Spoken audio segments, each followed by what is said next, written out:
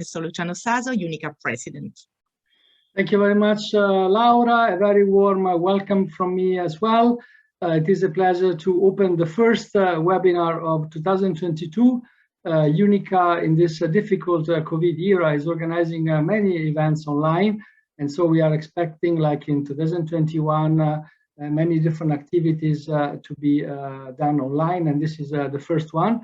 It is an exciting topic for us, the impact of international experience in the academic careers of doctoral candidates.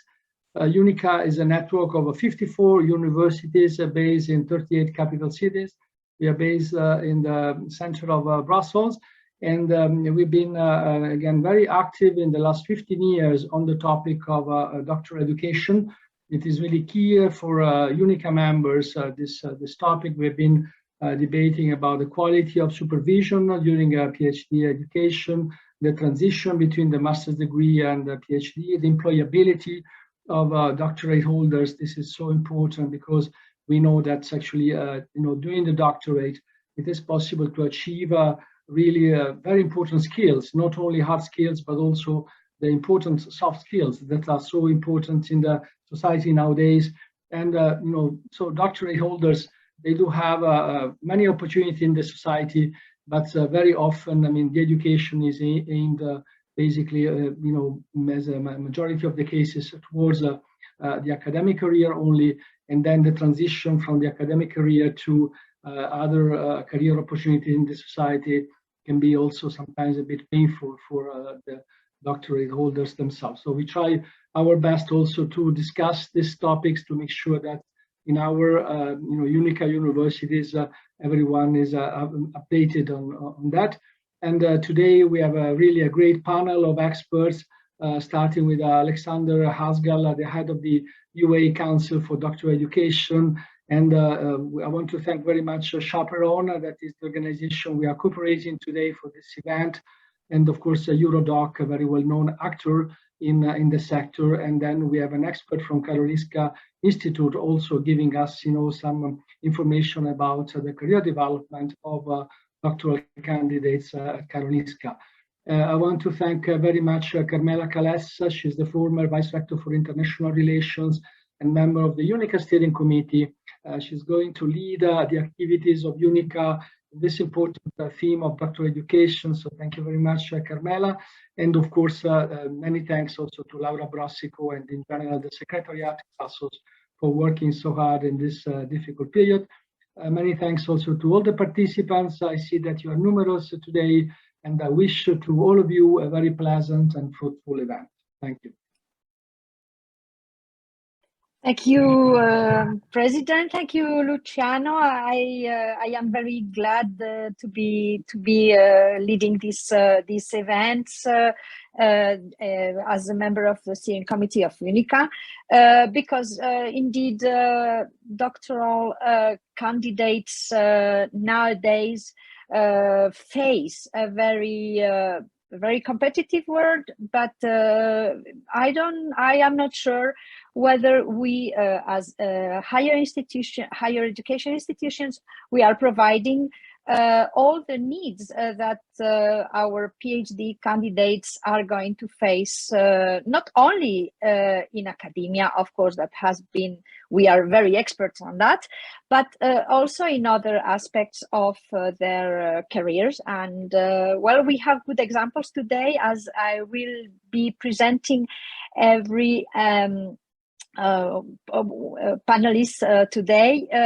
We will see that they have evolved from PhD, their PhD candidacies and careers and scientific careers to alternative and different careers that I'm sure they have been, or they are being very successful, because they had learned and they have been inside what the research activities and methods, etc. So we in UNICA we aim to really address and discuss and make a platform of reflection and of thinking about what are the needs from candidates, and also what are the needs for institutions to provide their valuable candidates,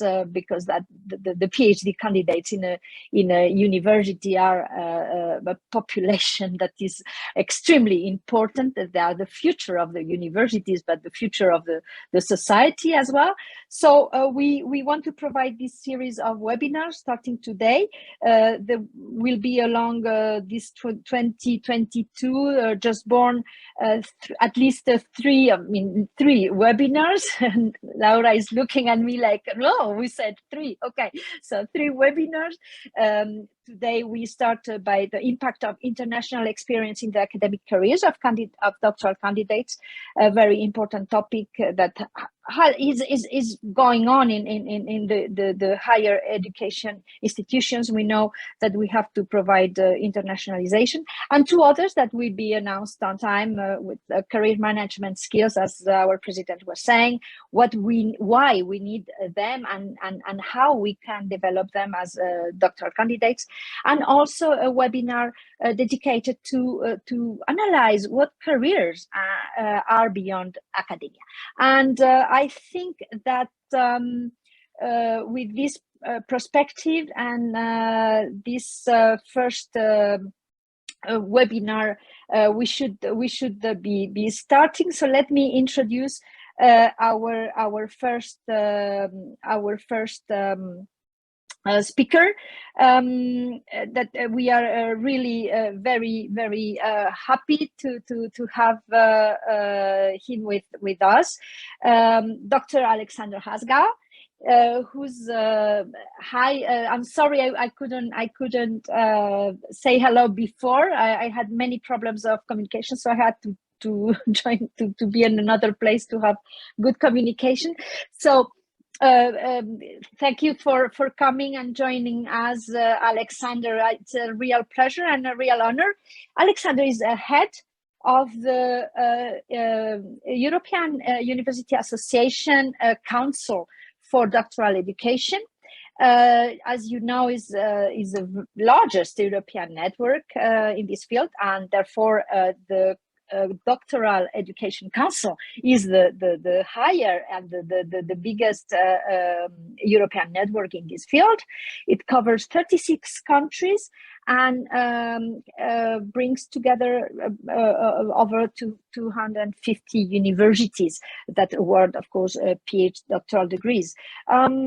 He has a big experience on programs on research evaluation in the social sciences and humanities, which is a very important subject, because we always think about it's easy, the internationalization, maybe perhaps joining different labs in different parts of the world in the very scientific PhD fields. But I think that your view is extremely valuable. Of course, he holds a doctorate in the University of Zurich, but he knows very well how internationalization works for a PhD.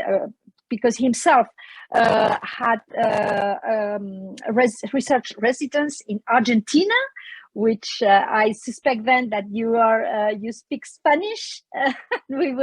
I hope to have the opportunity to exchange thoughts and ideas in Spanish.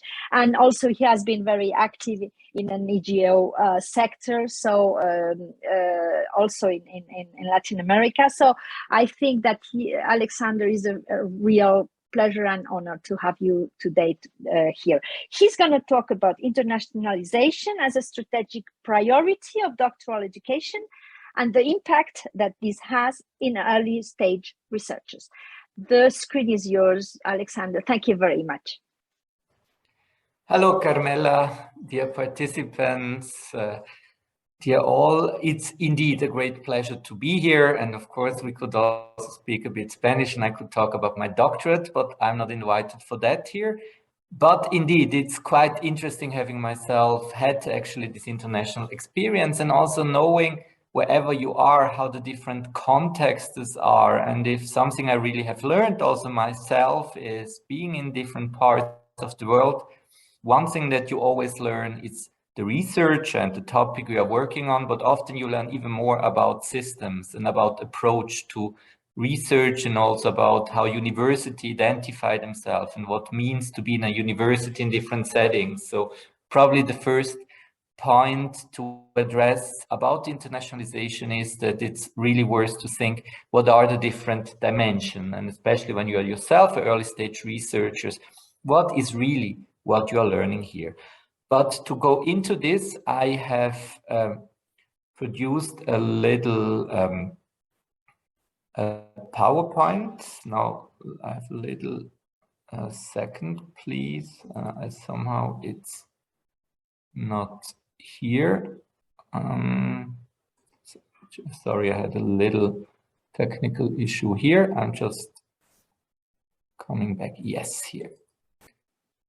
Okay, so yes, internationalization, a strategic priority of doctoral education and the impact of early stage researchers, a very long topic, but I really try only to talk 10-15 minutes, so we really have time to hear the other panelists and especially to talk, and you are always welcome to stop me in case, even being a Swiss, I'm bad in time keeping. I don't hope that. So just to say where I'm coming from, yes, EUA CDE, this is a bit shorter than the full name, is a membership service of the European University Association. We're actually now indeed the largest network here, mostly when we speak about doctoral education. It's of course the doctorate, but we're also more and more also looking postdoctoral research. And also when we speak about internationalization, it's also the different elements. It's not only for the doctorate, but also what happens before. We're working on policies, organizing events, and we really try to approach doctoral education in the different dimension we have here, starting with research integrity, research assessment, open science, collaboration, career development, and so on. So this, for us, each of these webinars of the 3 you are planning now are for extreme interesting because they all fit very well what we are working on. So when we speak about the doctoral education, and please leave me a little bit to be a historian here without giving a history lecture, of course, actually the international dimension is at the beginning of the doctorate. Doctorate being the oldest degree was actually a degree based on the idea that you get a license, actually, docere, to teach in different universities.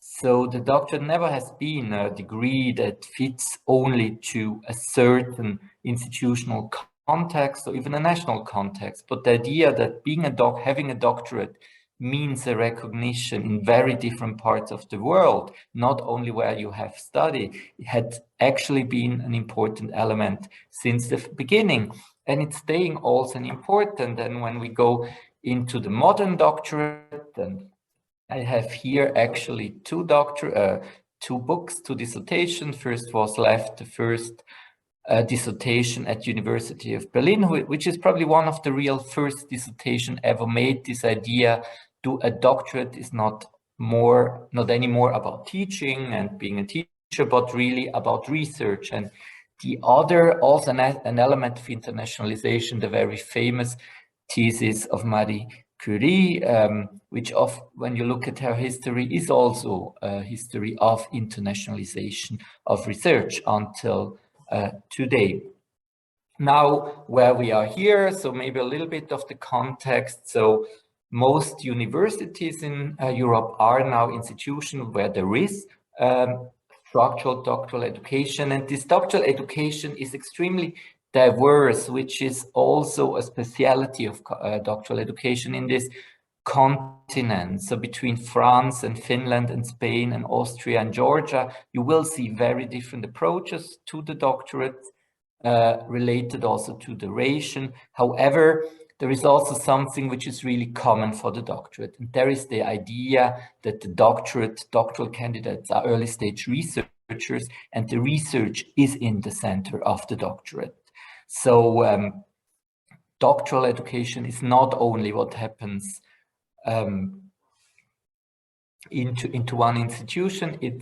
There are commonalities in the way what it's aimed to, and also increasingly we see now the common understanding that the doctorate is related, and this Professor SASO said already, for careers being within or without of universities. Now, when we look international mobility of doctoral candidates in Europe, we have some numbers of Eurostats here, shows in many places the doctorate is the most international degree, related also to the bachelor and master. You are going to see countries, and these are numbers for 2016, probably the degree is even higher now, even despite of COVID in some countries. So you will find places where about 40–50% of the doctoral candidates have a background from abroad.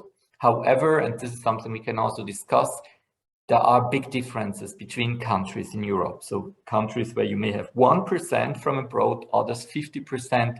And when we speak more now about the policy level and what it means actually for Europe, we need also to discuss what this means and what impact this has also on careers and on academic careers of early stage researchers. Now, when we speak about institutional approach, and I try here more to represent the institutional approach of universities, we just published, or we are going to publish actually in around 2 months, a survey where we asked our member last year, what are the priorities in doctoral education? Now, this is, of course, the worst slide to share because it's quite challenging to read. We therefore also added another slide here, and here we asked our members. So we had a lot of universities from most of the member countries of UACD asking what are the maximum 3, 4, some only mention 1 or 2 priorities. What do you think is the most important in your institution? And this actually was even a little bit surprising for us, because it is clear that the quality of supervision is always extremely high in the list of priorities, and it's really in the core of the doctorate. The second is the funding of doctoral candidates, which is also a topic on its own, because it shows us that in many European countries, we see a challenge here, that doctoral candidates may have issues to being funded, but this is maybe another discussion. But then number 3 has been, we want to enable our own doctoral candidates having this international experience. And number 5 from the priorities were attracting doctoral candidates from abroad. And even co-tutels, and I will talk later quite long about co-tutels, for 20% of institutions, this is the top priority. So the question of doctoral candidates mobility, the question also of joint doctorate is very high actually in the list of priorities, much higher than other issues like, for instance, digitalization or many more. And this shows that this, of course, webinar is very well timed, but it also shows that we need to discuss together how we can enable this experience, which are seen as considered so important. Now, why this is the case? There may be different reasons. One certainly is that research itself is becoming increasingly global. The idea we have global problems, and COVID has been one of them, but we see we cannot get anywhere if we are not collaborating. And if we say doctoral candidates are really in the center of the research endeavors, and a lot of research projects would not even happen if there were not doctoral candidates being part of. Here we see a clear interest to becoming global. We have also new technologies which make it easier to internationalize, like also this webinar today, which of course it's also, and it's worth to discuss to what degree even this is what we are doing now as part of internationalizing us by having these exchanges. So this idea that internationalization has also, and this is, I'm sure for many of the doctoral candidates and early stage researchers in this webinar, very important, that exposure to different research environments and culture, having different additional skills is an important element of your professional development, but also by developing a critical mindset. So seeing that you work differently in other contexts is a value itself. So it's not only the concrete skills, but it's also the full immersion and the holistic approach to experience. And then we see, and this is also a little bit of a consequence of that, that internationalization is a part of the institutional and national strategies. So how do we define internationalization? Maybe this is also not bad to talk about that. So one of the very popular definitions is von Hans de Witt and colleagues, who says internationalization is the intentional process of integrating an international, intercultural or global dimension into the purpose, functions and delivery of post-secondary education in order to enhance the quality of education and research for all students and staff and to make a meaningful contribution to society. This is also the only thing I will read loud from the slides. This is about students, also not only doctorates, but I highlighted 4 terms here. First of all, it's intentional. So when we speak about internationalization, there is a reflection behind it. There is a goal, there is a will. We should not forget, research is per se international and internationalized. But when we speak about internationalization, there is this effort. Second is to integrating, not separating the research also. So especially when early stage researchers, for instance, is mobile, has an international experience. It's not something separated from what you do at home, especially not if it should be something meaningful. It makes things better. It increases the quality. You get something of this. And also it contributes actually also to a bigger goal. And this is especially important when we speak later about sustainability and the fact that nowadays if we want to justify also the travel behind internationalization, we need to think, what are the contributions? And again, this can be on an individual level, talking about critical thinking, for instance, but this contribution then also translate into a more societal value. So to give an example about this co-tutels, and I'm sure many of you have heard this term. So co-tutel is usually a doctoral project where there is an agreement between 2 institutions, usually universities, to provide a joint doctorate.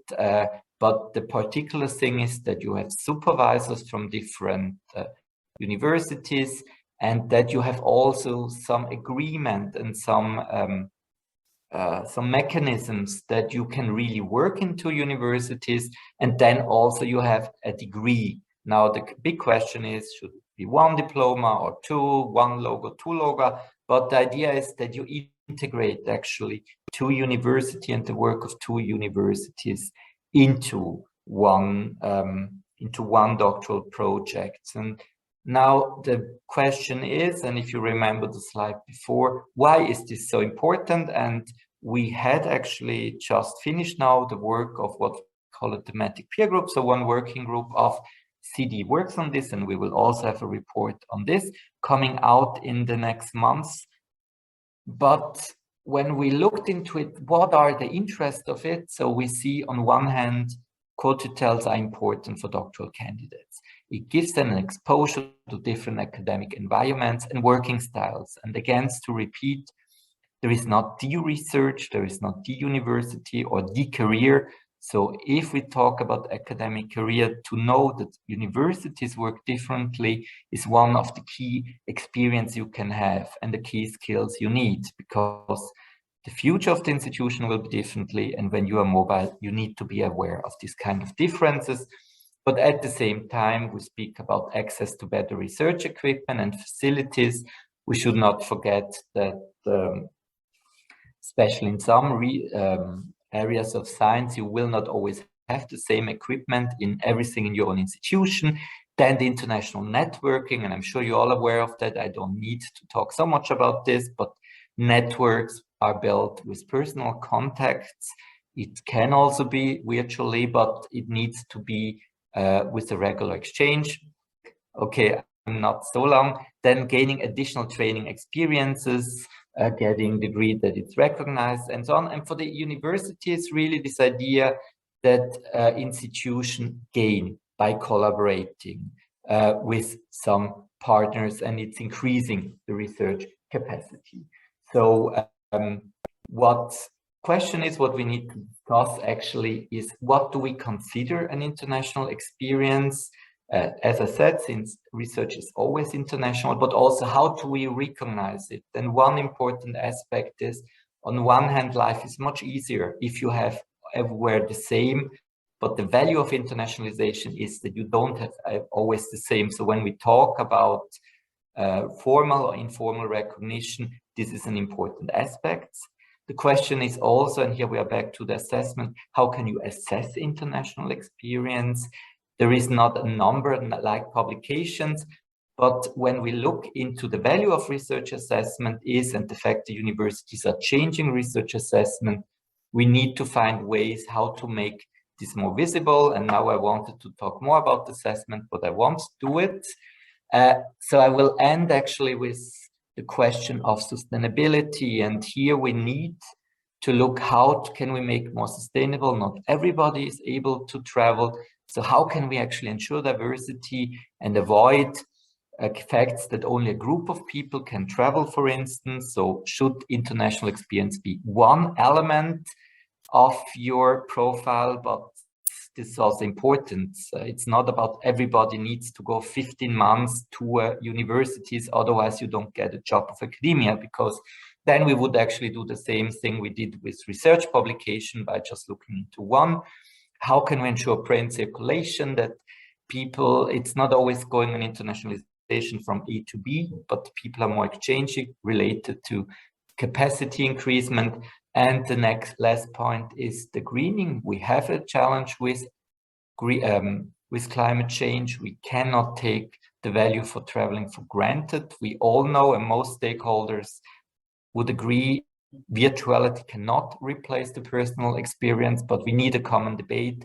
What makes sense and how can we make it more meaningful? So not abolishing internationalization or mobility, but how can we have the biggest value of it if we invest, being it money or being it also carbon monoxide. And for the end, I would like to invite all of you to your personal little internationalization. We are going to have the UACD annual meeting June about time and timing. And originally we wanted to have time and space. So wanted also to have the international area or the spatial element of doctoral education, which is very important, connected to internationalization, but then it became too philosophical. So we stay with timing, with duration of the doctorate, with planning of programs.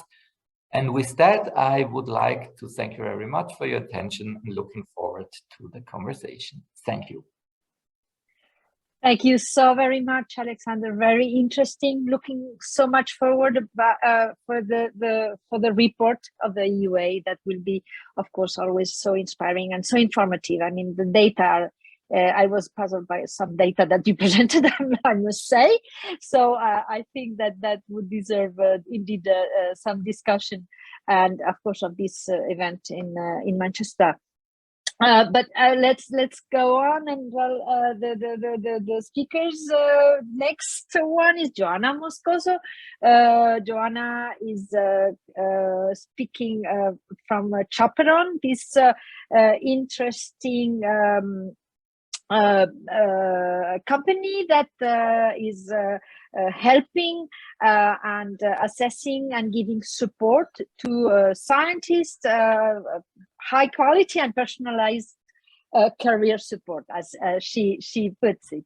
She's an enthusiast about science and about bringing her scientific experience to the society. Really, she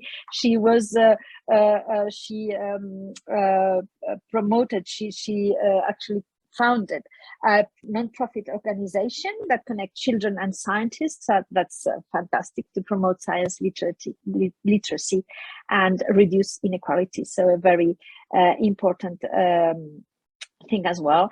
She is a bacteriologist, if I understand well. She did her PhD in Imperial College in London, and she has had a very fruitful scientific career, and now she is working in this innovative company that is Chaperone, and she will tell us what does internationalization, because she has experience having supported some scientists to promote their careers. So what does internationalization, or the lack of it, mean to academic research and researchers? So Joana, the floor is yours. Thank you. Thank you very much. It's a pleasure to be here. I hope you can see my screen. We do. Cool. Thank you. And yes, indeed, I'll be talking about internationalization of researchers and research. The first time I came across with the possibility of having an international academic experience, I was 9 years old. I had just completed primary school. It was summer, and I was with my parents having dinner at home. Again, I was 9 years old. It was a regular summer night. And at some point, my dad asked me, Joana, do you want to go abroad to study? Do you want to go to England or to the US? And 4 things happened after that sentence. First immediate thought was, why are you asking this? You want to get rid of me? I'm just 9 years old. Second immediate thought was, where is England? Is this a country? Then I replied, no, thank you. I'm fine here. And the 4th thing that happened was that I never forgot that moment. On that day, that time, I understood that my hometown, Valença, a rural place in the middle of green mountains in the north of Portugal, was not my limit. The world was my limit, and I had the power to decide where I wanted to go and when I wanted to go. So I did this, and eventually at the age of 20, I did leave Portugal. At the age of 18, I left my hometown to go study at the university, then had an Erasmus experience in Sweden, then did my master's in Australia, did my PhD in the United Kingdom, and then relocated back to Portugal, eventually to start my own line of research. Not only I lived, during a long time in these countries, I also had shorter stays in other countries like France, Switzerland, and Germany. And all of this thanks to fellowships that I applied for and I was granted. But let's talk about internationalization. What does it mean for academic research and for researchers to be international? I will reflect on the meaning of the word and its meaning in the different sectors of activity in society. And then to understand its meaning and impact for academia, I'll go through a collection of views and impressions from a range of researchers at different levels of their career and from different fields of science. And so let's think about the definition and the meaning of the word. It derives from the word international, as we all know, which means existing, occurring, or carried on by or between different nations.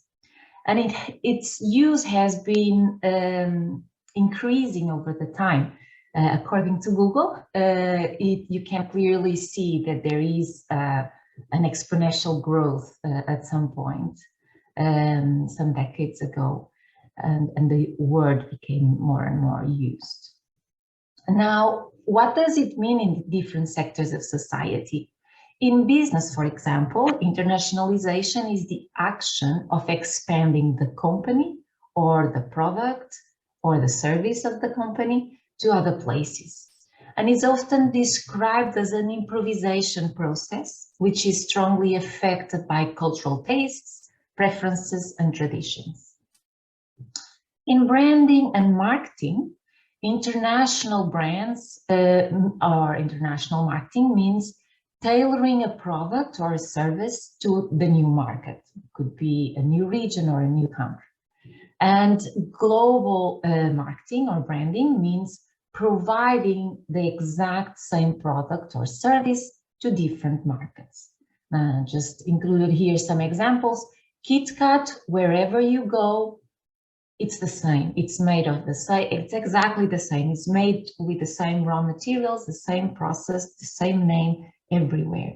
While the ice cream, depends on where you are from, the ice cream brand changes. It's an international brand and it adapts to every country where it is marketed. Then in sports, internationalization is influenced by the transfer of athletes and the integration of foreign athletes, the geographical reach and expansion of the sport itself, the visibility or projection of the sports club or the team. For example, in Barcelona, we have Barça, which is very popular, versus a local sports club. The competition setup, how structured are the competitions? Are there regional, national, and international competitions? Is the sport represented in the Olympic Games? And then it's also influenced by the fans and the sponsors. And an example here, for example, typically the fans of a football club can be quite different from the fans of Formula One, for example. And now going into the topic that interests us the most, which is academia. In academia, internationalization is influenced by the collaborations and network that a researcher has. And of course, these has an impact on the publications. And there is actually, in terms of publications, an increasing number of multi-authored papers with authors belonging to different institutions and to institutions in different countries. Then it's also influenced by the number of foreign or visiting researchers, or even the number of student programs that are international and that the institution has. It's also influenced by the perceived relevance of the field of research. For example, today there is a great appetite all over the world for virology. In the past, we've seen a great appetite for cancer research and so on. It's also influenced by the visibility and even prestige of a university, research institution, or research group. For example, Harvard University has a lot of visibility compared to other least known universities. It's also influenced by the science communication setup around the specific area of research. Are there international conferences or not? Is the field considered attractive to the media? For example, in relation to space science, the media has very high interest.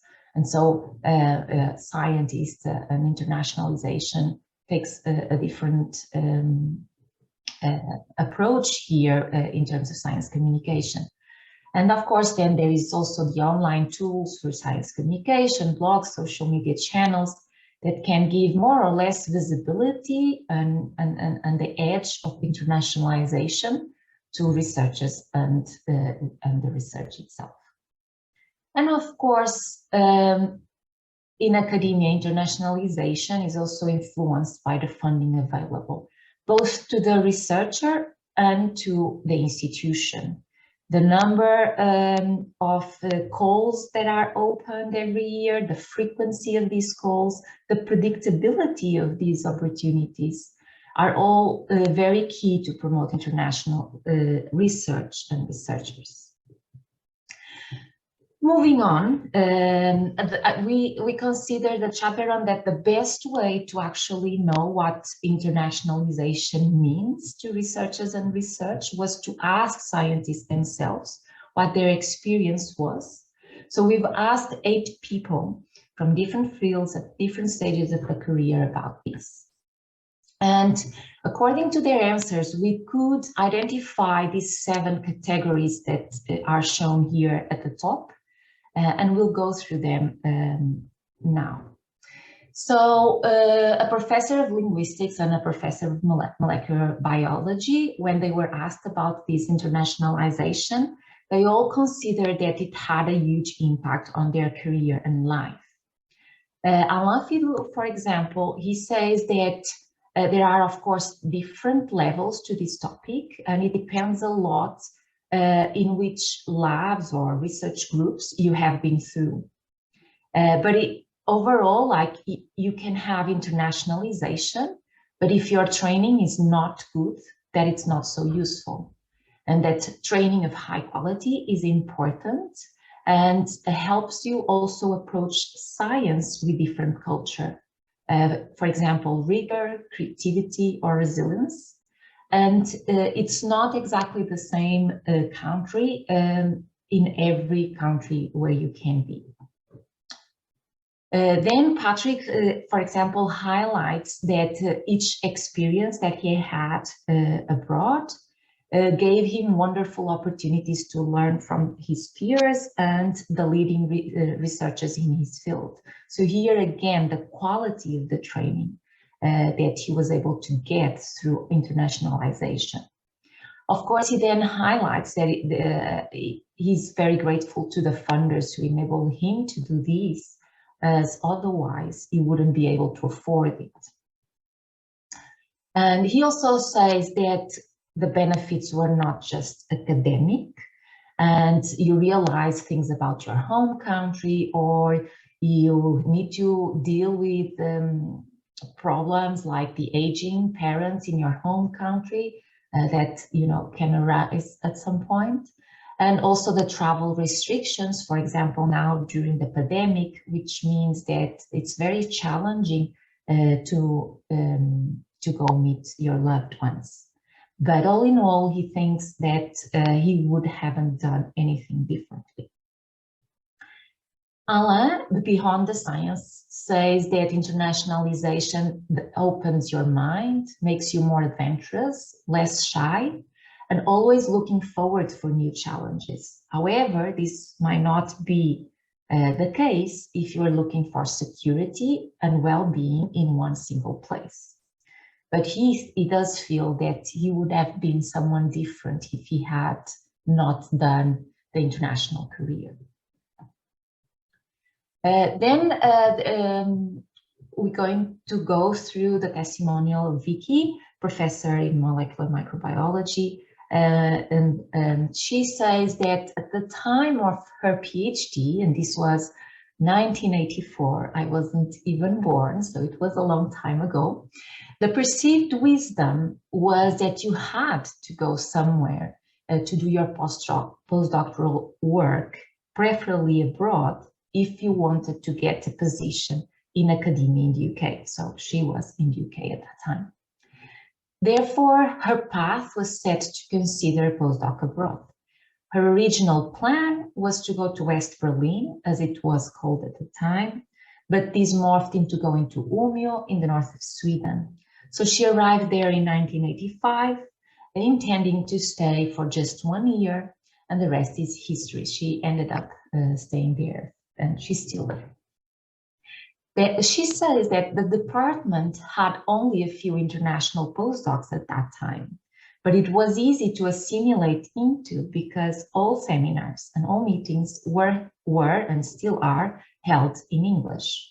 This was deliberate, both as an aid to further international recruitment and to provide Swedish students and scientists with forums to practice for international events. Internationalization of the department and its teaching happened fast, and currently over 50% of the group leaders where she is are non-native Swedes. We also collected testimonials from people who have managed to have very successful careers by not going abroad. And here we bring Anna and Hugo. So Anna says that she doesn't think that the lack of a stay abroad to conduct research has had a negative impact on her career or scientific productivity. However, she does think that the experience of living and doing research abroad is valued by funding bodies, and in this regard, compared to others who did research abroad, she does think that she is in disadvantage. Hugo follows up saying that having research experience abroad is very valued, especially by funding agencies. However, you can also do great research if you don't go abroad, and this research can be international too, if you have collaborations with research groups abroad, or if you participate in international conferences and discuss your research internationally. He had never excluded the possibility of doing research abroad. It just didn't, there was no reason to go abroad. And by staying in, he says that he gained much respect by his colleagues at his institution. Rita pretty much agrees with this. She actually intended to do part of a PhD and postdoc abroad in the US and Italy, but then she ended up not doing it because she had other opportunities locally. And she agrees that not going abroad does not mean that she doesn't have international experience or that she doesn't discuss science with international leaders, as she's been to countless of international conferences and has published with authors from 11 institutions abroad. So she's very actively engaging with institutions abroad. We're reaching the end, and now researchers Mario and Abdul highlight other aspects of internationalization. Mario, for example, says that the connections he established through the work were probably the most important outcome for his career, especially when he weights the connections versus the publications in relation to internationalization. He does recognize, though, that it takes a lot of hard work. You need to be willing to embrace the differences and to be flexible enough to adapt to the changing cultural and scientific realities. And Abdul highlights that his internationalization is a reflection of his passion for science, combined with the available opportunities. And he talks about mobility between research fields, countries and continents, and also labs within the same institution. He also highlights that it doesn't have to be the same for everyone, because there is not one unique career pathway that you can follow, but multiple possible ways to do your career. Finally, lecturer Gunnar, he says that studying and working in different countries and places impacted a lot who he is as a person and as an academic. He talks about gaining the confidence to go abroad and live abroad, to mastering language skills by working in countries where you speak English as a native language, and again, the network, the invaluable and international network of friends and colleagues that you can build and rely on for information, advice, and collaboration when you move around different countries. He then just says that this experience widened his horizons in terms of approaching to learning and teaching, but also to organization and management of research labs, institutes, and science systems. Of course, his intercultural competence, this very important skill, he has improved. And working with international teams, it's always, he finds it very enjoyable. And it also, the different backgrounds also bring the different ways to problem solving and to work. making teams more effective. So all in all, when you put together all this feedback, you see that excellence is at the top. You know, people move because they want excellent training and excellent research. Then the people also mentioned the impact that it has on your personal life.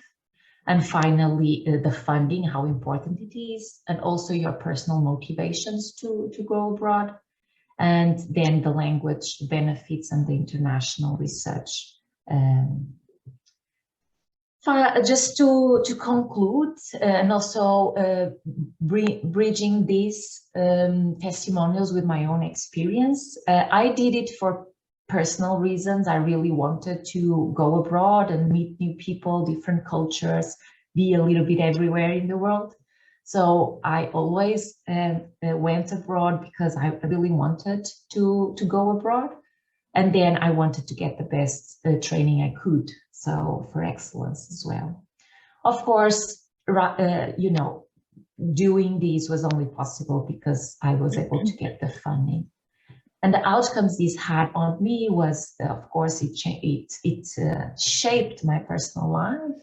It improved my language skills, especially my English skills, the networking, a very powerful network that I was able to build, and also carrying out international research, and my papers indeed reflect that. So a little bit like Alexander, this was also a bit of a reflection exercise because it's important actually to think about what does it mean to be an international researcher, to do international research, to be an international researcher, or to have an international experience, and how you can make the most out of it, and how they can exist without each other or together, and how higher education institutions are managing all these aspects of internationalization. Vicky in 1985 talked about international experience as perceived wisdom, but now it's much more than that, and it's indeed a strategic goal of many, many institutions. So how can we, what has changed over these more than 30 years, and what has been done to maximize the positive impacts of internationalization? So all questions for us to discuss later on. Thank you very much. I will leave my LinkedIn and Chaperone links on the chat so that you can visit our webpage and learn more about what we do. That's great, Joana. Thank you so much. This very interesting view, the cold definitions and descriptions of what is the internationalization versus the personal aspects of not only you, that definitely has probably had the greatest impact, right, in your life, but also of other scientists. So we are a bit short of time now. We should go on. So let me introduce Agnieszka, ŻYRA. I'm sorry about my pronunciation. I don't speak Polish, Agnieszka. So the president of the European Council for Doctoral Candidates and Junior Researchers, EURODOC. She's in the field of mechanical engineering in Krakow University, a fantastic historical university. So please, the floor is yours, and let's carry on. Thank you very much, Agnieszka, for being with us today. Thank you very much for an invitation. Hello to everyone. It's a great honor for me to be here with you.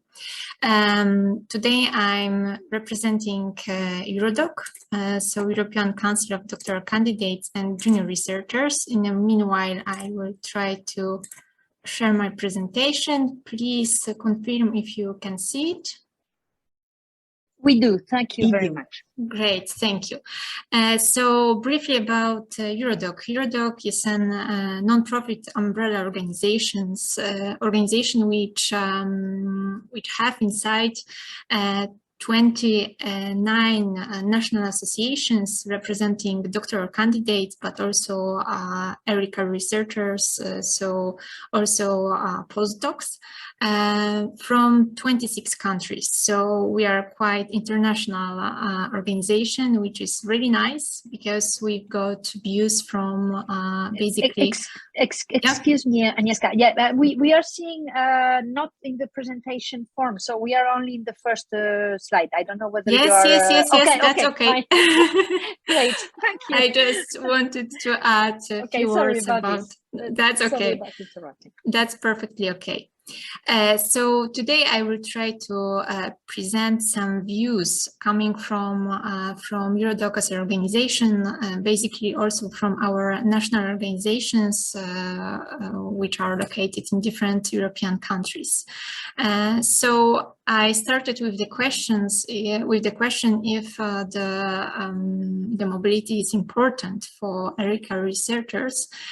And we'll say, of course, yes, but as also Alexander and Joana mentioned before, we shouldn't force people to, let's say, to do these mobility actions as long-term actions, because sometimes, as Alexander mentioned, it's impossible because of the many reasons. So for sure, the geographical mobility enables wide and balanced circulation of talents and also access to research facilities, infrastructures, and also it helps us to make important progress. It also helps with our scientific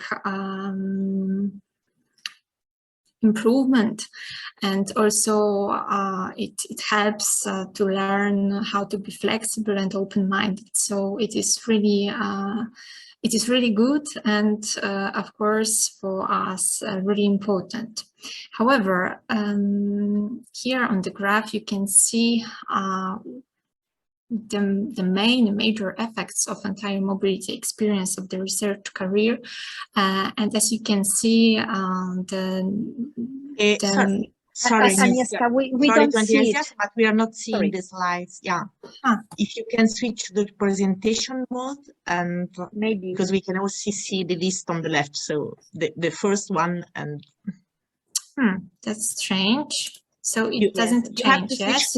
No, it doesn't. Presentation mode. Yeah, but I've got presentation mode, so that is. You have so maybe strange. Maybe now you have it has changed. Okay, so maybe now there's a graph, right? Yeah, there was a graph. Okay, great. So maybe now it's okay. I mean, now we see a graph, but I don't know. Can you change the next one just to see whether it changes in the screen? No, it has not changed.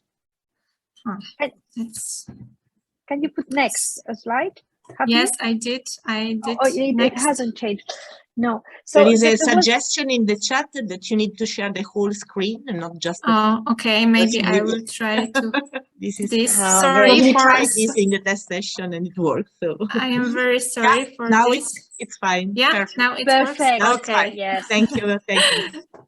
Okay. So sorry for that. Okay, so the main point things were international contacts, also networking, advanced research skills, and collaboration with other subfields of research. Of course, there were more good effects which were pointed during this survey, but that was the most commonly pointed. However, while talking about mobility, we should also think about possibilities of intersectoral mobility, because such thing also exists, and I think we don't do it often. This intersectoral mobility helps to gain better knowledge and basically to change knowledge between the industry, for example, business, and the university. Also, it helps to have the wider set of research-related skills, which is extremely important. And of course, matching academic research results to the needs outside academia. The problem which is pointed also during consultations with our NAs was that we've got still problem to try to make our research results public, but except public, to do it in such a way that the society will understand the importance of our research and will understand also our results. So I would say it's kind of science communication, which is also very important for us as EURECA researchers and for all the academic community. Nowadays, it's impossible not to point the influence of pandemic situation across the world.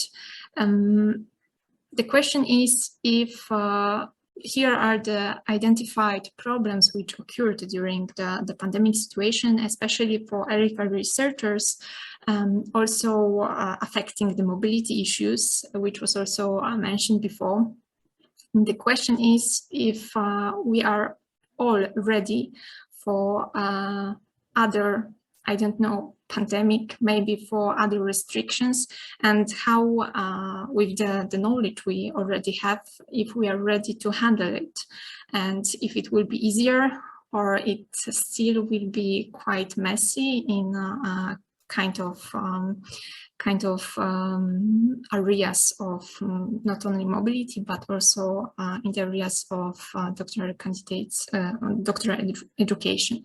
So the problem was with the mobility actions. So the lockdown for sure interrupted and stopped the mobility across countries.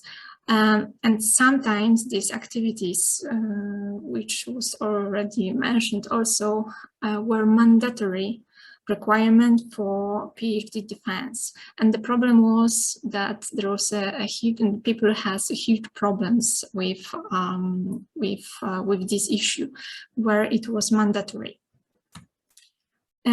The second thing was connected to EU research fundings. Of course, we are the beneficiaries for EU research fundings, but the problem was that there were some limitations and requirements during having the contracts. Sometimes it was really hard to change the agreement between the institution, and sometimes also doctoral candidates and postdocs had problems with gaining this funding. So that was also a significant problem. Of course, the pandemic situation's influence of the lower productivity and increased precarity. So it was really hard for EURECA researchers, and also because of the research institutions and universities and research agencies knew the problem of cutting, and they tried to provide the possibility of these contracts and project extensions. The question is if such a solutions will be in the contracts for the future, if such a problem, because such a problems may also occur in the coming years. The problem which was also identified were the barriers in doctoral trainings. Sometimes For example, doctoral candidates and also postdocs had to visit personally the laboratories. They need to work at the university, which was the problem. Sometimes many doctoral candidates had to reschedule or revise their research plans because they were not allowed to end their training because of the closed laboratories and similar issues. Also, some institutions and programs required an international committee to approve, for example, the thesis, and the bureaucracy which unfortunately occurred might be complicated while moving to the final examination online. There were also problems identified with the supervision, which was also mentioned before. Because basically during this time, the higher education institutions were focused on students and researchers, which were holding the permanent contracts. And the problem was with the doctoral candidates being sometimes left behind because they've got temporary contracts, for example. And because of that, many remote working doctoral candidates highlighted the lack of interaction with supervisions and mentors, which obviously affects their work, the quality of their work. Also, talking about postdocs, they feel an increased pressure from supervisors to produce results and publish because, for example, they couldn't access the laboratories in the wake of possible funding cuts and grim career prospects. So the next identified thing was that and it still is a problem that there are differences between contracts of postdocs, for example, which are completely different from normal academic teachers. For example, working at the universities, they don't have the same social benefits, for example, and the other benefits, which also affects their stability at the universities. Also, the lack of an adequate working environment was identified because as the doctoral candidates and postdocs couldn't enter the new universities, they need to work remotely. And it was also really hard because, for example, some of them didn't have proper space to work remotely. Also, there were problem with border between working and private time, which was identified really often during this time. And also the lack of interaction and collaboration with colleagues was also a concern for remote working for early career researchers. The last thing which I wanted to mention was the increased sense of isolation and anxiety, which basically affected, and it was a serious impact on early career researchers' mental health. Of course, we know about these problems, that mental health is really important also for early career researchers. However, we identified within the EURODOC that basically only few countries has a kind of support agencies, or there is the possibility to easy access the professional mental health help from the university, but other countries basically don't have any support according to professional mental health support, any agencies, or it is really hard, or it's almost impossible to access any professional doctor or any professional mental health help. So it is also really important issue for the future. So the question is if we have solutions for all these mentioned problems, and if we are ready for probably the next hard time which may occur, and if we will do it better than we did before. Thank you very much. Thank you very much, Agnieszka, and you have kept on time. We are very behind the schedule, but thank you very much. And I think you raised important points and questions that we will discuss later on. So our last speaker is Ayla DE PAEPE from Karolinska Institutet. She's a bioscience engineer, and she was a PhD at Karolinska. Then she went abroad, but now she's the career program manager at Karolinska Institutet Career Service and a professional coach. And she's a very international person, as she puts in her bio. So she will talk to us about international experience, what's in a name, big and small opportunities. Ayla, whenever you want. Thank you. Thank you. So the sharing should be happening. Hope that is all going well. Please interrupt me. Here we are. So yes, perfect.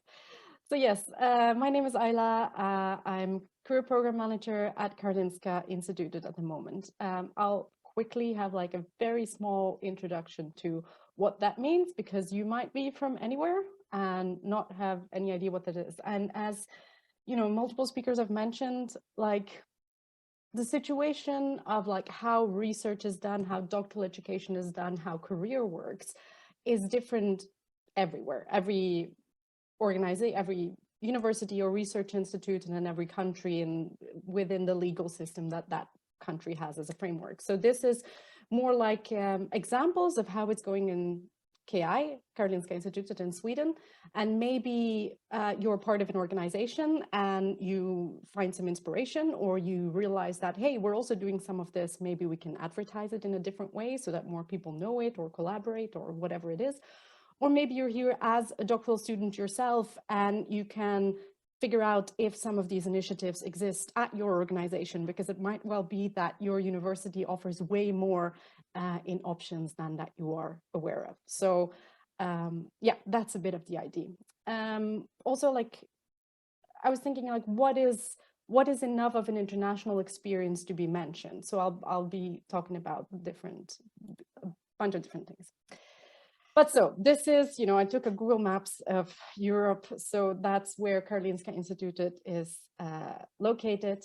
It's basically a one faculty university, meaning that we only have medical related things, 9 different areas, 22 different departments, and research ranging from very basic molecular structural things that, you know, might not see a patient or a patient's direct relevance in the next 50 years, to extremely, like, you know, in the clinics, research of changing, yeah, operation procedures on patients. About the people, like, there's lots of stuff behind this, but if we're now talking like who is all of this for at the university, except for society, of course, is that there's about 6,000 bachelor and master students at any moment, about 2,000 doctoral students, about 1,000 postdocs, and about 300 professors. So just to put the sizing of it. But for now, we will focus on the doctoral education and what the options are there. So as I mentioned, like, what is an international experience? And, like, you know, the first thing was, like, you know, do you have examples or numbers of, like, exchange that is done between, like, doctoral students from Karolinska who go somewhere else, and how long and how often? But that is really just, in our view, like a very small part of what it is. And there's a lot of infrastructure that might be needed for that, and it's not always possible. So, so I'm gonna try to sketch like a bit of a broader view.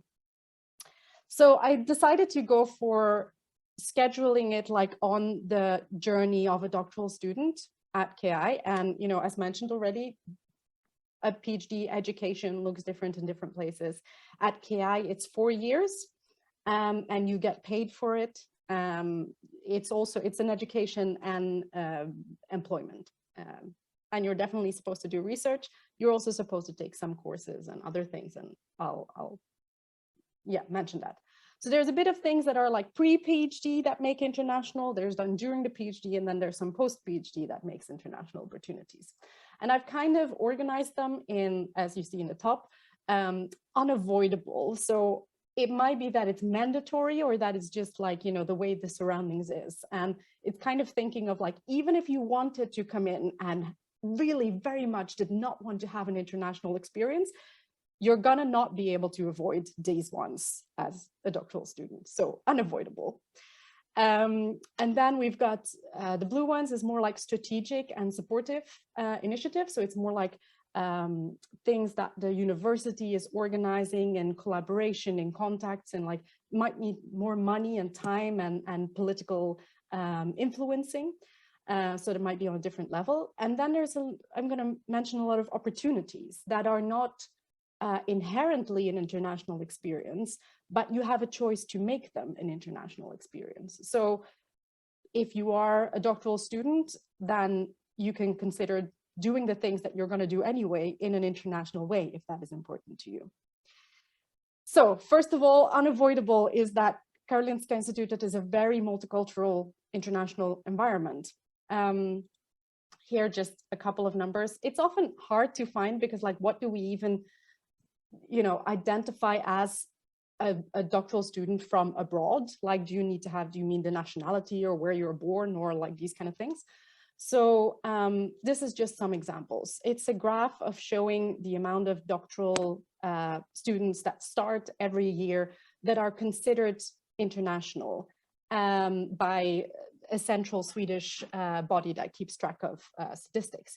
But here again, it's like, you know, is it based on the passport that you hold, or is it based on where you did your master's degree, which is often what KI uses because of discrimination reasons. We're not allowed to ask for a lot of like, what is your nationality or what's your cultural background? But we can see where the master's degree was received from. But, you know, people come already international experience for a master and then continue for a PhD. So, you know, the numbers are quite difficult. But the general idea is that it's about 45% of PhD students at KI that have non-Swedish nationality or non-Swedish background. So quite international. No matter what you do, you're going to have people in your group. You might be led by a group leader who is not Swedish. So that's one thing. Then it is a requirement of doctoral education at KI that you need to present at least one international conference. Your research, that is. So that could be a poster presentation or that could be an oral presentation. So it's part of your education and it is recognized in credits. So part of it is that you need to get 30 like educational credits to be able to finish your PhD. And so you can apply for credits based on the presentations that you do. And it's kind of an incentive to do it. Like, even if you wouldn't be interested, or sometimes the situation is even if maybe your supervisor doesn't feel that you should spend time on doing this international experience, well, you need it to defend and you get credits for it. So it will lead to you being able to finish your PhD, which is important. Then, so those were like the unavoidable. And then there's a bunch of optional. For example, as mentioned, the research visits and exchange. So it's not mandatory to do an international research exchange, but it is definitely an option. Here are some results from the exit poll, just to show that it's about 40% of PhDs at KI that at the end of their PhD experience say that they've had this kind of international exchange, and then mostly Europe and North America. It's optional activity, but again, if you do this kind of exchange, be it national or international, you get credits for it. So that's again a reason why, you know, it might be, you might use it as an argument for doing it. Then we have international and collaborative courses. So you need to take a couple of courses. Again, you need to have enough credits, study points to defend. And some of these courses are organized internationally, and like parts are in different countries. So if you apply for the course and you're part of the course, you will have international experiences that way. Also, you can get courses that you take anywhere else approved to count for your PhD credits if they are within the right field. So it's an opportunity if you find a course in a different country that is very relevant for your topic to take that and then use the credits for defending at Karolinska. Then you need to have 2 publications to be able, peer-reviewed, to be able to defend your PhD. So that's also different between different places. You might have a requirement of publishing or no requirement at all. And KI, you do 2 of them. And of course, you know, they can be totally not international, but KI does a lot of publishing that is international. So you could have collaborators that you work with, or because you're working on data from another country and in that way have an international link. So I don't know these numbers for like specifically the ones that are published by PhD students, but there's so many and there's lots of publishing happening through PhD students. And on KI-wide, 70% of KI's publications have international authors, so with international institutions. And between 2018 and 2020, that was a total of about 170 different countries that were involved in publishing with KI. So it's very, very international in that way. Then also when you defend your PhD, you need to, it's a public defense and there is an opponent and a committee. And you generally invite a big person in the field. And that can be, of course, an international person. It's a good opportunity if you're going to have somewhere a big shot being there to discuss your research with, then that is often international. So that's a way to get exposed, and it's also often used as a way to network for possible postdocs if that is the way that you want to continue. So opportunity to create international links.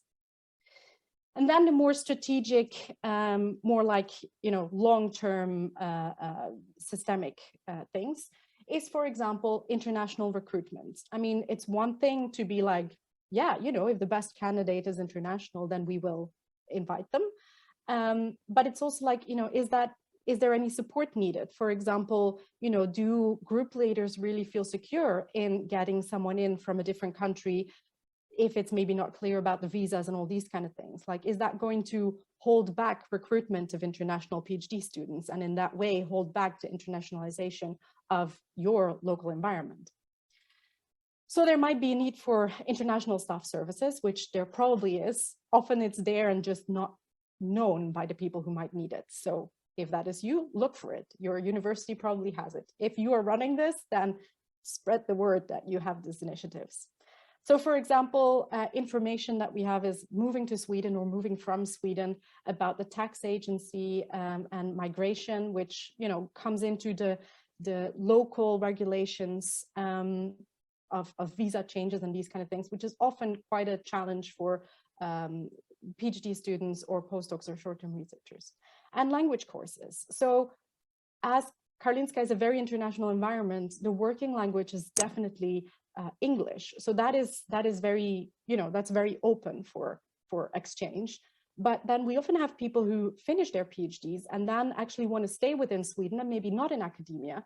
And then they start looking in industry, and then suddenly there really is a demand for speaking the local language. So like already providing language courses and integration within the country is very important for like the bigger picture of both, you know, the country, the industry, what we do after a PhD, and, you know, the individuals that this is about.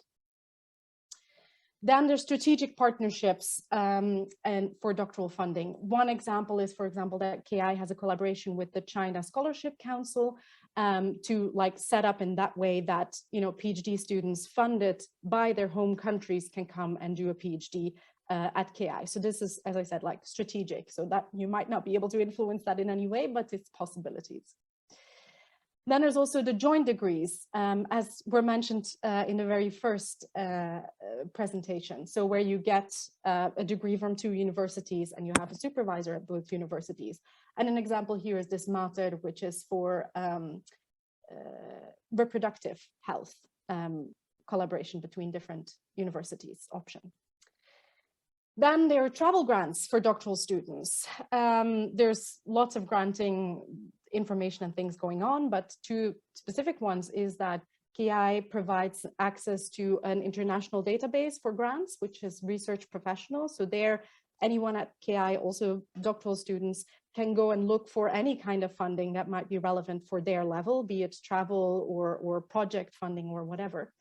And KI also has their own funding scheme for travel grants. And then there's the international postdoc funding. So that's more like when you're getting out of it, like how do you inform about this? What is it like in the country?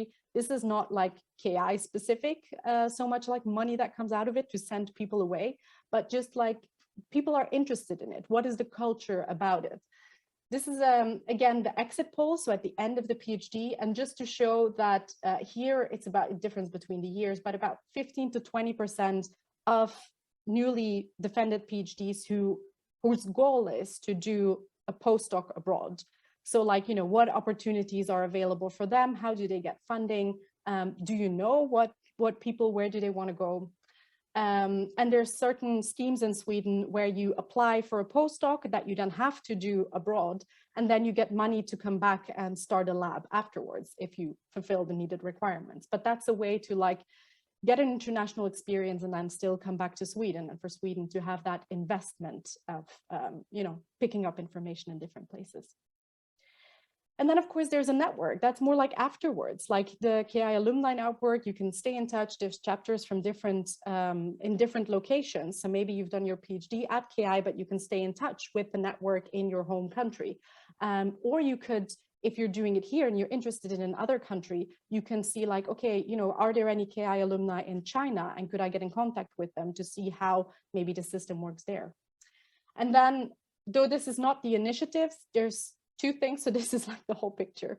There's two things that I need to point out why it is specifically important. And like, I'm from the career service, so like thinking from that perspective. So one thing why it's important, this internationalization, is that it gives you the possibility to publish with other people. So if you're interested in an academic career, then that might be valuable because it shows independence. A very specific example is that when you get further on in your academic career in Sweden at KI, if you want to apply for certain positions, you have to prove that you are independent as a researcher. And a way in which this is looked at is by you publishing without your PhD supervisors.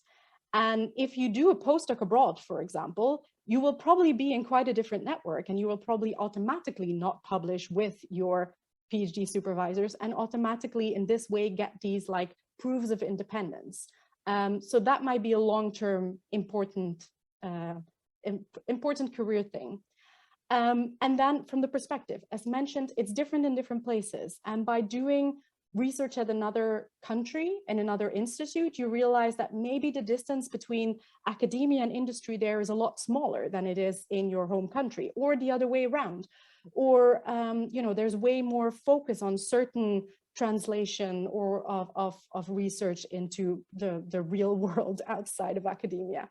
Or maybe the structure works totally different. As I mentioned, there's like a career ladder ID in KI, but maybe that timeline doesn't fit you. And maybe the timeline that exists at another university in another place is a lot better fitted in your life and your research. So that is very important to get those, like, understand how does the system work in different places and where do I fit in? And am I willing to make that move to fit there? So my takeaways here is that there's different things of internationalization, and you can make some things unavoidable international experience, or maybe you need a lot of strategic background, or some things you can just take the opportunity. It could be a national experience, you can make it an international experience.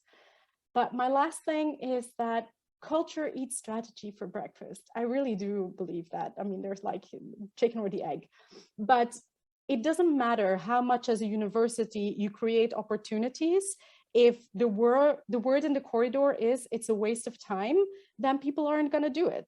And the other way around, even if it's not official, if people say, oh, you're going to ruin your career if you don't have this international experience, people are going to be stressed and are going to find reasons to do it, even if it's not necessarily needed. So it's more like, what is the conversation that we're having about the value or non-value of this international experience? That is it for me. Sorry for being like a couple of minutes over time. That has been perfect, Ayla. Thank you very much. Very inspiring. Very, you putting questions forward. So that's the important thing, asking ourselves and really think about it and reflect about all this, as you say, this is fantastic or this is terrible, it's going to be terrible for your career. So it's these extremes are not right. And actually Joana put some examples of people that have been very successful without the internationalization. So anyway, so we have reached the end of our speakers. Thank you very much, Ayla. Great inspiration from KI, of course. And I would suggest to skip our well, definitely the 10 minutes break. It's a bit impossible, but maybe we can skip altogether and try to have some questions on the go. So if you agree, we can start with some of the participants that have put some questions forward. And I would actually, you mentioned yourself, Ayla, about joint degrees, which of course are an ideal for institutions. Now for Europe, it's the big thing, have joint degrees, and it's not easy. So joint degrees with co-tutels, can be a very, very good way of going forward to start maybe collaborations between supervisors that can bring joint degrees. Because there was this question from Geraldine Canny. She put it to Alexander. Can you elaborate on the mutual recognition of credits across institutions, common practice as perhaps learned, for example, from the European Universities Initiative? So I was thinking about that, and that has some echoes also with these joint degrees that are not very easy to reach, and I can tell you about that. Alexander, if you may answer the question, and maybe also Ayla that was thinking and probably knows about it a bit too. Yes, so first, thanks, Geraldine, for this question. Good to have you here. Yes, so starting, actually, when you have a meeting and you want people really get passionate, mention co-tutels, because everybody remembers how difficult it sometimes is and how many work you need to do. And sometimes the doctorate takes 3 years, but the agreement takes 4. So then you have the issue, okay, these are extreme cases. But what we definitely see and what we also discussed in this thematic peer group on co-tutel is that it's a huge bureaucratic investment, especially at the beginning. However, it gets easier as soon as you repeat it, and especially if you have a more strategic approach. Now, as I tried to also address in my presentation, we have a situation in Europe that, for instance, about 50% of university, according to an older survey we did, have credits at all. So it's not always having the same understanding of the value of a credit, but you often have cases where one university do have credits, the other not, or the one university has credits for the taught component of a doctoral program, and other translate even the research into some kind of credits. And the so-called Salzburg principles, which were also, or the recommendation, which were published 2010 about doctoral education, addressed this by saying, well, you can have credits, but it's the risk that everything focuses on the credits and you get into credit hunting here. So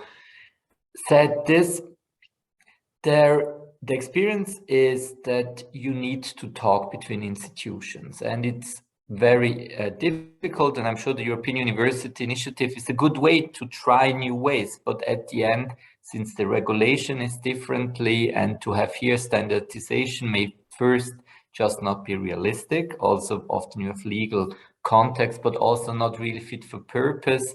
The importance here is really to have flexibilities between institution and also a certain or also have a trust between institutions to understand they work differently, and then everybody involved needs to have a mindset and a flexibility to understand that you may not get 100% the same if you go abroad than in your institution, but that's a good thing. That's why you go abroad. So probably we all who have responsibility in universities and who has an administrative role here, management role, needs this flexibility. So I know this is maybe not the response like the magic solution, but you can solve a lot by first having a strategic approach, having a good framework, and having the flexibilities here.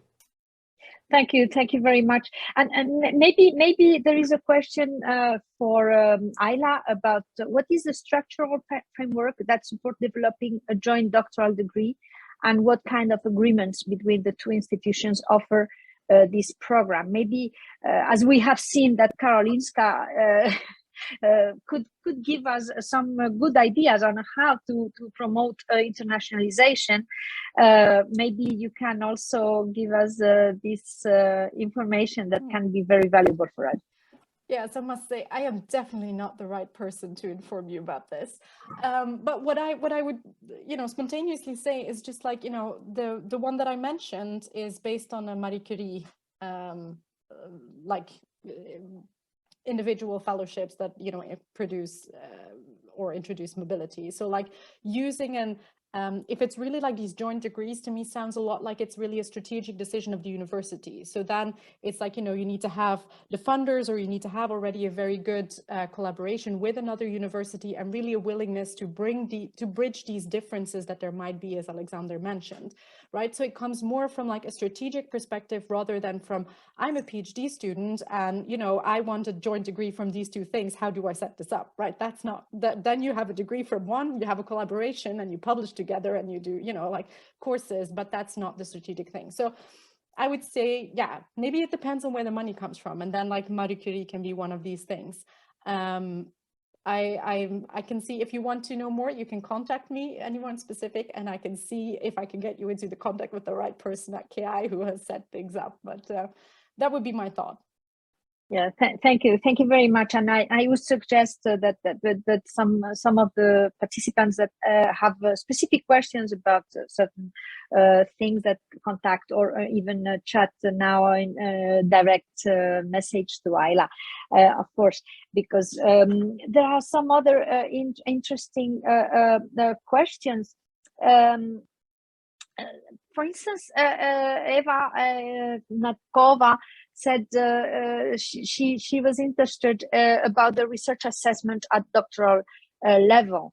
If we have some good practices, I mean, I think that's a good point, because I don't know, and that also I would like to extend this question to Agnieszka, because do you think that internationalization, so we will give the floor to Alexander to answer the question by Eva, but I would like to do also this thinking about how important is internationalization for supervisors, which the PhD candidate is with the supervisors. So the supervisors find interesting and important the internationalization of the candidate. So Alexander, if you may answer Eva. Yes, so it's when the question is here what we mean when we talk about research evaluation for early stage researchers. So one very important element, and this is not only here in this context of internationalization, is that we need to look about what we are talking. Do we talk about the individual evaluation of the individual career of a researcher? Do we look into the evaluation of the doctoral thesis? Do we look about the evaluation of the institution? And one big risk is that we mix this up. So to give an example, so the most important evaluation of the research of early stage researchers is evaluating the thesis. And we should not, I would say, or we should take care not to involve too many policy goals when we look into the individual researchers. So this is maybe one point. And when we look into the more general question of evaluation of research, this is what I tried to say. So it cannot be just counting and saying you need to tell us how many months you have been abroad, and then you get points for that, and this is good for your career. The element is much more, and this is always also to recommend, as we have many early stage researchers here, what is actually the narrative as well between this, how it fits to what you are doing, why you are doing issues, why do you go somewhere? There are very different reasons. What did you get actually from the situation? So if we speak about the good practice, probably it's connected to this point of being able to explain what you are doing and having evaluators who are not looking into the number of your publication and not into the months where you have been or how many kilometers you are, but who can explain what you did and why you did and what you get out of it. Indeed, definitely. I think and after I leave the floor to Agnieszka to have this think about supervisors, think about the value of internationalization. Listen to the PhD candidates actually about this points of view that you are saying, Alexander, or these arguments actually. But also I would like Joana, maybe do you think also that internationalization is a clear objective for the candidates? I mean, there are many candidates that think that internationalization is good for them. Do they think about what Alexander is saying? Why it could be good for me, etc. So, Agnieszka, if you can tell us about what at least your point of view or your data say about how supervisors value this internationalization of the candidates. It's really hard to answer this question because we basically don't have exact data. However, I completely agree with Alexander that we should leave the quantitative assessment methods and go with qualitative one. Because it's really important from the doctoral candidate's perspective, and also should be important from the perspective of supervisors. And the question is now the same. If we are talking about the approach of supervisors to internationalization, or we are talking how, because it really depends. Basically, we have some voices that there are that, for example, the supervisors by themselves don't have an international experience, and then it's really hard to have some contacts abroad. And of course, it's much easier if the supervisor has that contact and collaborations, and it's easier for doctoral candidates to go abroad. And in that kind of point of view, yeah, I think it really depends. Basically, really depends, and we don't have exact data. Sorry. Thank you. I mean, I was not expecting a real data, but maybe, you know, it's something that one has the view. I mean, some data that Alexander presented, for instance, the variation among countries, for instance, of internationalization of their PhD students. I mean, I was even puzzled to see the data from my country. because it has been a big effort from the government to provide for PhD candidates funding for at least 3 months abroad every year of the PhD. To see that actually is a percentage that is very low puzzles me, really. So that means that or it's not encouraged, or it's not valued, or maybe there are so many candidates that are not funded at all, because if they're funded officially, then they should have this opportunity. So it's something that and also this, as I think that was Alia as well that said, if you find that people say that you don't need to do that because you can publish here, in Karolinska cell paper, or the best publication you can think about to have it in Karolinska, then you don't need to go abroad to. But it's something different. Okay, so it's true that it's difficult to find. I mean, to have the data, but probably we should think also about how candidates should think about themselves by themselves. What are the values, and provide the clues for it. So, and what do you think about these candidates, Joana? Your experience. What can you say about it? I think for most people, going abroad is a deliberate decision. It's something that they actually think very carefully and decide to do, because it has such a huge impact on your personal life that you want to think it through. And I think for institutions as well, right? When institutions decide to invest in internationalization, in becoming more international, it's also a very deliberate decision, because it takes time, it requires investment. So it's something you need to think carefully. And overall, in general, in terms of the individual experiences, what I gathered from talking to these people is that people actually underestimate how beneficial and how impactful it can actually be to go international. The first thing that comes to mind is also to get the excellent training, to go to the top institutions, the top labs, the top research groups in the field, and get the best training. But there are so many other benefits that people realize after they've been abroad and after having become PIs themselves, right? And the key question is really for both individuals and institutions, I believe, to think, what do I want to achieve with internationalization? Is it the excellence training? Or is it more publications in high impact journals?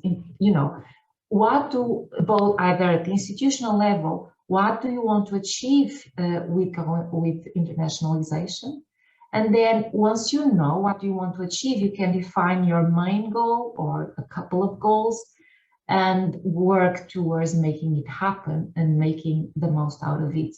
And Karolinska's example is a very complete example, right? Because they thought about all the value chain and how they could amplify or make the most out of each factor. What makes a good PhD, and if this makes if going to international conference makes a good PhD, let's reward people for doing this, and let's promote that people do this, and let's try, to promote a healthy environment for this to happen, and so on. And they thought about almost everything, I would say.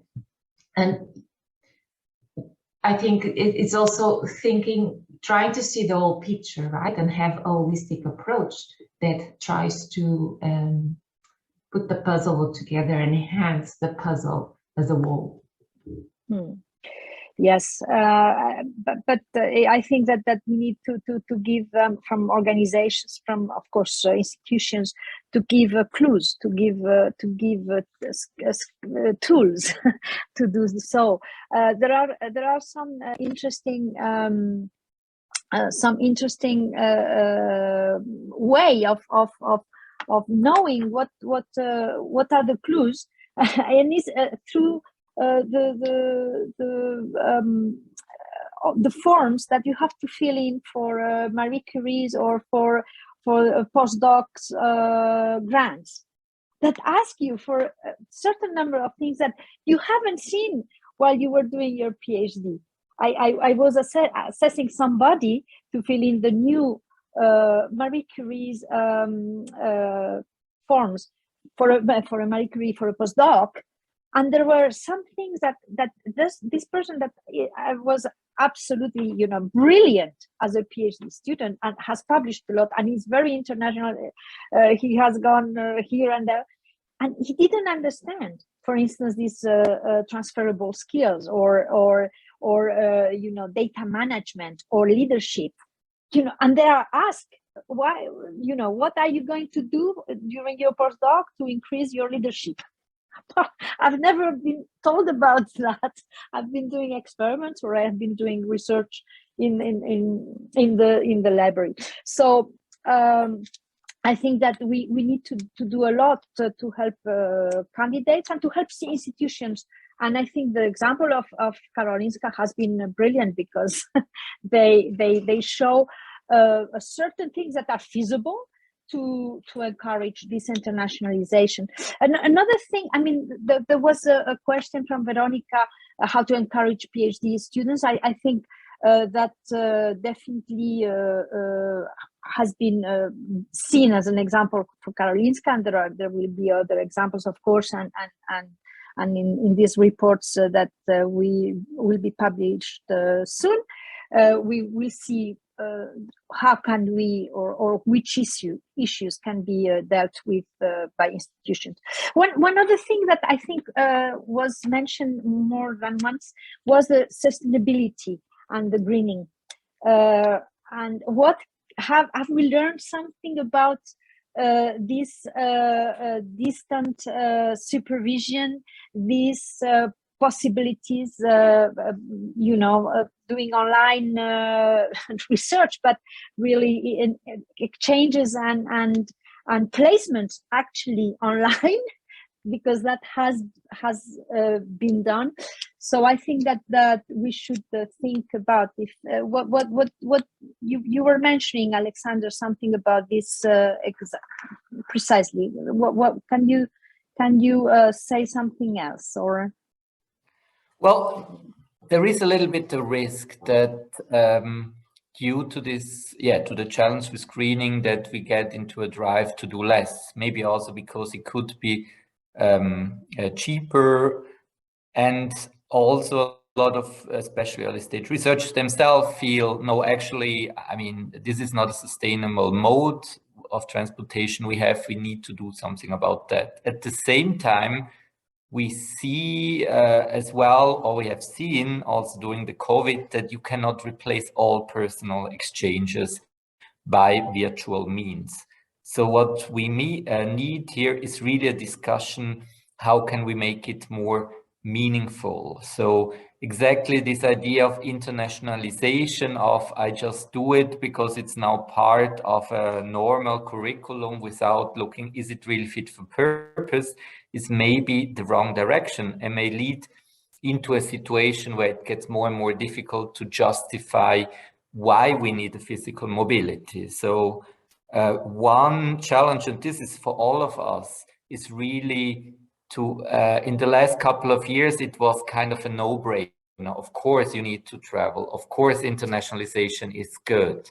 But what we see now is that in the future, we need to be able to better explain to the society why we are doing and what is the positive impact we get when we are going from Europe to Asia for doing research. Just saying that's what you do today is not enough. And this discussion, I would say we're still really at the beginning.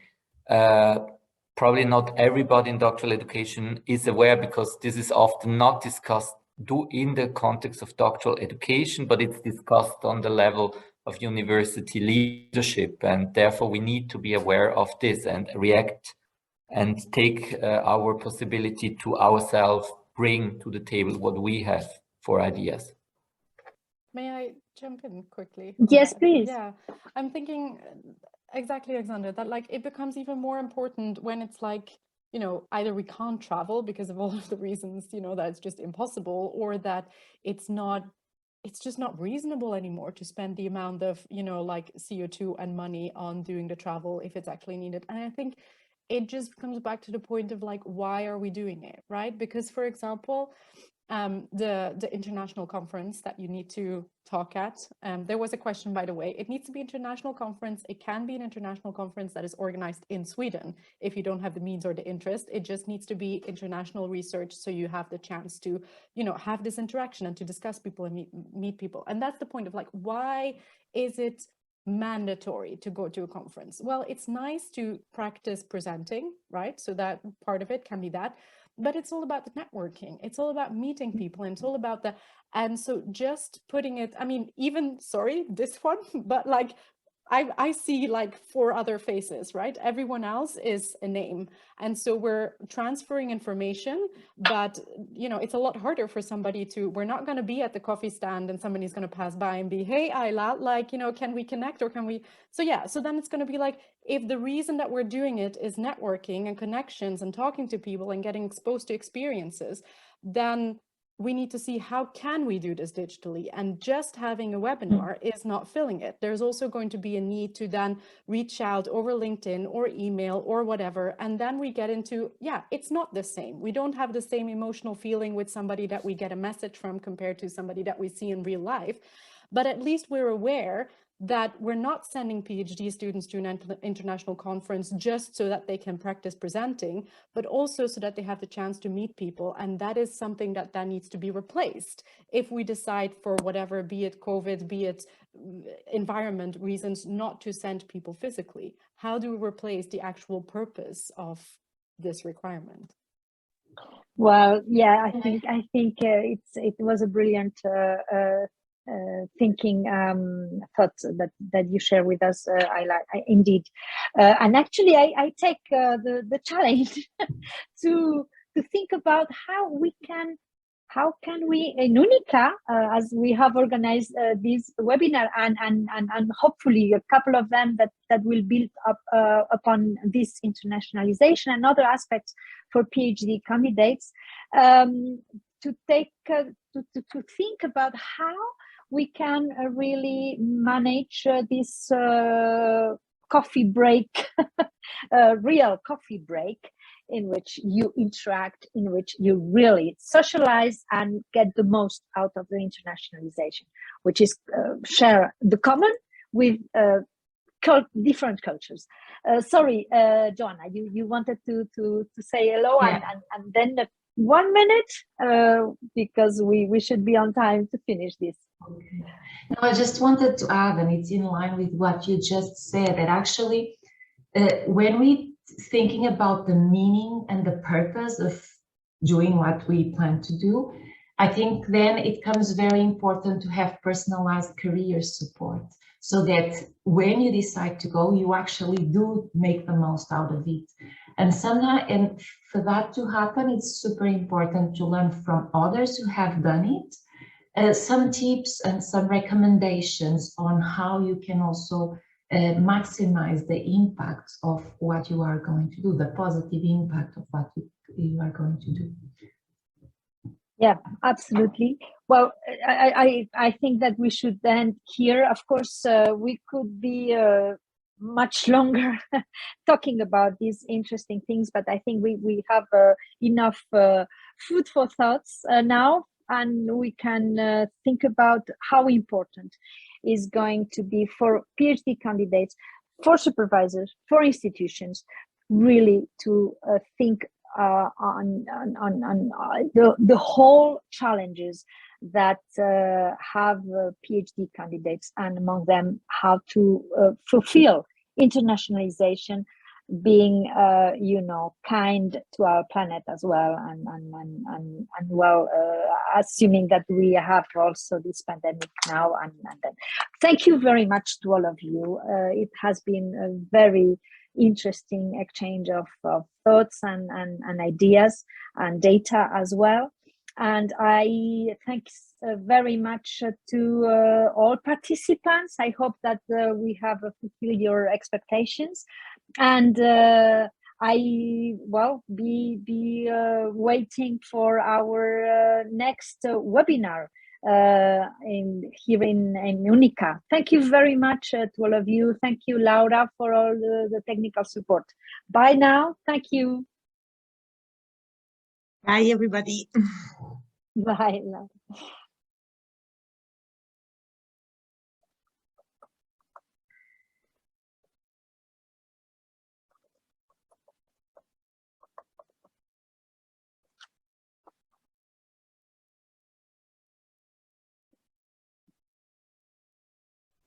Okay.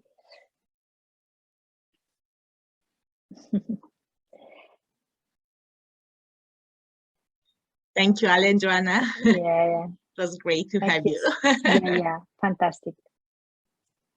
Two international examples. Is there a post discussion with the speakers, or are we relieved of our?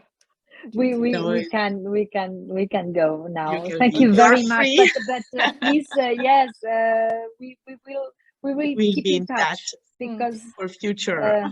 Absolutely, I copied some of the questions that were addressed to me that maybe weren't addressed. Yes, I mean, I thought they were very directed to you, so and I might Karolinska. just write an answer to you, and maybe you can. Yeah, exactly. Sure, that would be great. Yeah. Yeah, okay, very good idea. We will definitely sort of make very vivid this group on doctoral studies in UNICA.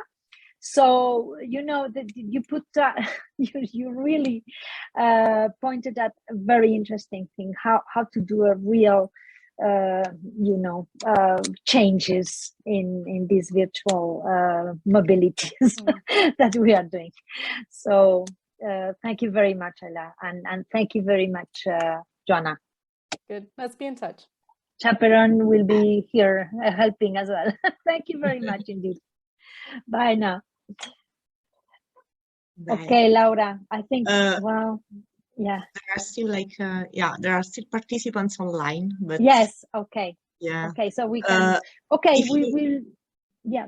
If you wish, I can send you a link if we want to have a short chat. So I have something else, but maybe in half an hour or so. Yeah, if you wish, I can send you. So I can send you a separate link. Okay. Yeah, fantastic.